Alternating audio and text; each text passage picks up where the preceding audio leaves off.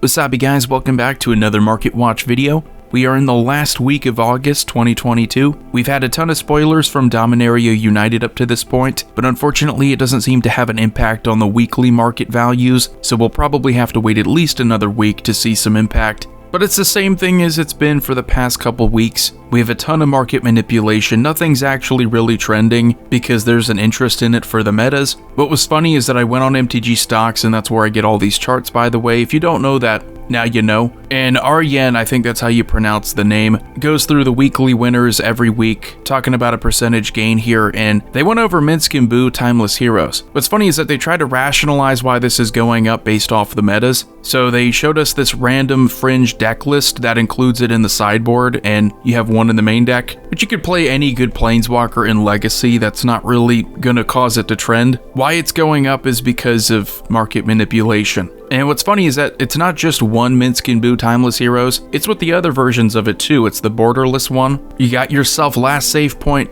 doing the same thing they've been doing for the past couple weeks, and maybe even longer. I'm only saying last couple weeks because that's when I started to notice what they were doing. You have them listing moderately played and lightly played at a higher price than a lot of these sellers are selling this at foil. They do this a lot where they have multiple listings around this insane premium, and I think they do this because they want to influence the cart optimizer, and they also can just simply sell this to another account that they own in order to influence the market value. I haven't emailed MTG stocks, but I'm very tempted to do that. I have emailed tcgplayer.com, and by the way, you could do that too. I kind of got the impression they didn't care, so maybe if more people sent them politely worded emails discussing what was exactly their concern with their website, they might be more inclined to do something about it. I don't want to say it's the people who actually care about TCG Player that are letting us down here. It could just be one person who's in charge of their sales department who doesn't care themselves, which if you care about your business, there really shouldn't be a difference. But I'm willing to give some people the benefit of the doubt there, that if they knew what was going on, that if there was better communication, you wouldn't see sellers like Last Save Point doing this repeatedly. So the first card here to talk about is Weathered Sentinels, the extended art version from Streets of New Capenna, and shocker, it's another one with market manipulation. You look at all the other Weathered Sentinels, they're still pennies, they're not worth much at all. It's a cool card if you like Keywords Matters, but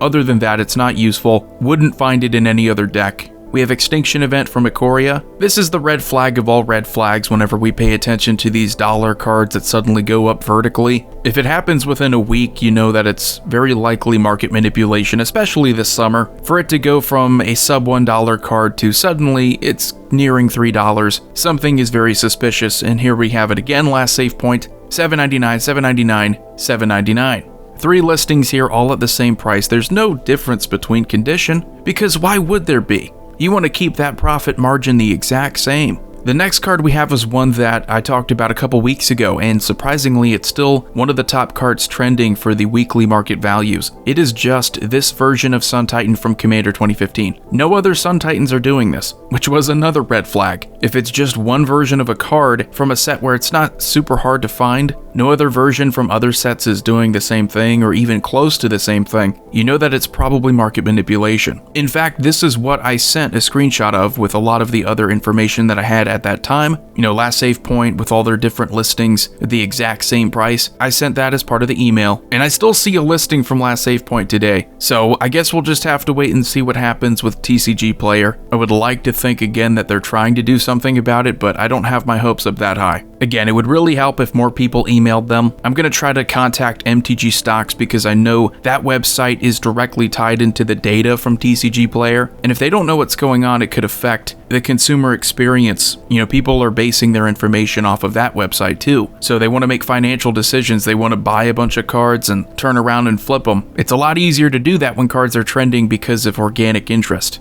Makes it more predictable. And then we have Baleful Strix. It's another card from a Commander product, and it's another card where this is really the only Baleful Strix that is seeing the vertical action, getting up above $5. It's a good card, but it was a lot more expensive when there weren't that many printings of it. If you go back, you look at the far left of that chart, 2014, yeah, it was around a $10 uncommon. And of course, you go on TCG Player, you look at the most expensive listings. We got our friends over at Last Save Point doing the same exact thing. Could you believe listing anything heavily played, any kind of uncommon like that at $12, while also having a lightly played at the same price? I've said this for the past couple weeks too, even if you don't believe the theories about this, you have to look at this screen, you have to look at those 3 listings here by last save point and ask yourself, is there really nothing going on? Is it just people overreacting? Because no, I don't believe I'm overreacting. I think this is ridiculous. We have Graveyard Trespasser. I'm like, this has to be real. This has to be a genuine trend because of actual interest in the metas. It's still a standard playable card. Not really much more than a $2 card, but who knows? But sure enough, you go on TCG Player, you check the listings. We got our friends at last save point. Of course, you have other sellers here. I don't want to say it's just them, but they're the ones leading the pack. They're the ones setting this terrible example for all these other 50,000 plus sellers. Which, by the way, why are they still at 100% feedback when they're doing this? How the heck do you still get that perfect feedback rating and you have over 50,000 sales and you're doing this? Probability would say you're at least at 99.9%, but no, they get a perfect rating. So I would say if we go a month and nothing's changed and we still see this crap happening, I'm very tempted to say it's TCG Player's fault. And I said it's not their fault before, that it's just their problem. It may be both very soon, because when you fail to do this and you let the consumer down, people are using the direct feature, the cart optimizer feature, for their own convenience because they trust you that you're actually going to get them a good deal by a quality seller. And you're going to make sure that they don't have a million packages coming in the mail. That's the whole point of the feature. When you let them down, it becomes your fault. So if they continue to not do something about this, it will become their fault. It's why I encouraged you, if you want to send an email as well, let them know. That way in a month from now, if it still hasn't changed, I will know exactly where they stand with us, the consumer. Then we have Mnemonic Deluge. This is a card I've been singing its praises for a long time. A long time being like 3 months or 4 months. I think it's great. Has a market value of around $5 now, which is kind of appropriate. I think that's a realistic market value personally. It's what many people would consider bulk from Commander Legends, which isn't good for a mythic, but $5 was a very conservative estimate. I honestly think it could be a $10 card, but you go on TCG Player, you check the listings again. Do you think it's a $16 card? I wish it were. Last Save Point sure thinks it is, and Last Save Point thinks that it's a $16 card if it's moderately played. So I don't know what to tell you. Again, you don't have to believe the whole card optimizer theory. You don't have to believe that they're selling these to another account that they own in order to influence the market value so that they can improve the value of their massive inventory. But just looking at these listings, you have to think that there's something wrong here. So transitioning away from that, let's talk about some losers for the week, because believe it or not, those were all the gainers. Yeah, all market manipulated. Mishra's Workshop has a market value of around 500, which I don't know if we can really trust the market value on higher end cards like these, because the way the market value works, it is through the actual sale of a card. And how often are people selling Mishra's Workshops? Not too often. I still think it is a $4,000 card. So to help you understand, this is why the market value is what it is, because the 2 most recent sales on the 20th of August were for $4.99. I think that's a bit suspicious. It's not the same kind of market manipulation, but it also doesn't make any sense. There's no real reason why any seller who knew what they were selling would sell this for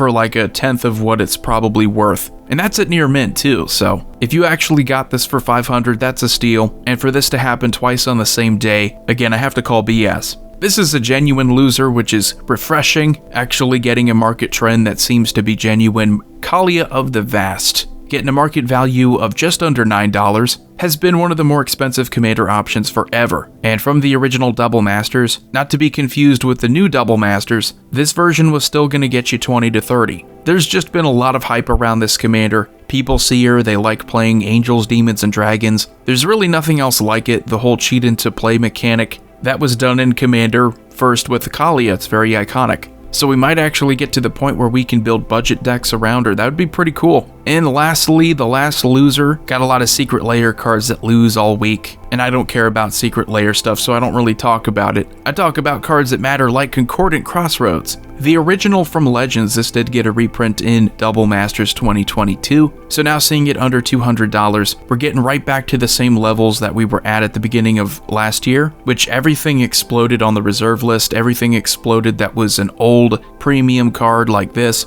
You know, just from old sets where the printing of that set wasn't very high. So sets like Legends, Arabian Nights, even if it wasn't reserve list, it still did pretty well. This is obviously going down because people have more concordant crossroads, so the need to get this specific printing isn't there anymore, and its price is reflecting that over the past year. So anyway, that's going to do it for the Market Watch. Again, please email tcgplayer.com, let them know politely, don't harass them, that this is concerning, that this is an actual problem because it's affecting the market value. It's an even bigger problem because they may be taking advantage of the card optimizer and hurting their customers. TCG Player, they bought Channel Fireballs, so their competition is shrinking. I don't want them to develop that too big to fail mentality, where things like this can continue to happen and they don't feel like they owe their customers anything. You shouldn't have to have a buyer beware sign on your website, but I'm feeling like it's getting to that point. If we go weeks with this continuing to happen, I think we may end up with people who are truly apathetic towards the Magic secondary market. Like they just won't care about the scams, they'll just let it continue to happen.